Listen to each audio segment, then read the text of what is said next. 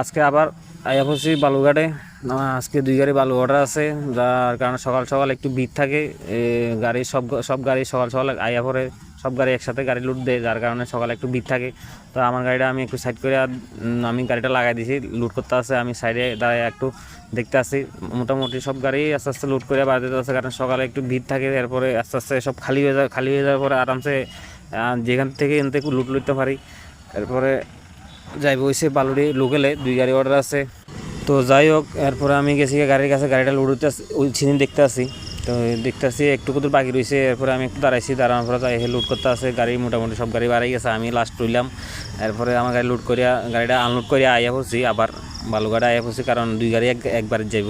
তো আমি এরপরে গাড়িটা আবার লাগাই দিয়া সাইডে উপরে বালুঘাটের উপরে যাই আর সাবার মধ্যে দাঁড়াই রয়েছি। দাঁড়াই রইয়া দেখতে আসি লুট করতে আছে একজন লোক, যার কারণে আস্তে আস্তে লুট করতে আসতে দেরি। এখন দুপুরবেলায় দেখো কেউ নাই, একদম পুরো খালি জায়গাটা, কারণ সকালে একটু বেশি ভিড় থাকে। সব গাড়ি একসাথে আইয়া দেখিয়া তো একটু ভিড় বেশি থাকে। তো কিছুদিন বৃষ্টির কারণে কাজে ঠিকমতো কাজ করতে পারছি না। আজকে কয়েকদিন একটু ওয়েদারটা ভালো আছে, আকাশও পরিষ্কার আছে, রোদও দিতে আছে। রোদও দিলে আমরা কাজটা একটু ভালো করতে পারি, কিন্তু একটু পরিশ্রমও ঠিক আছে, কিন্তু রোদও দিলে ভালো হয়।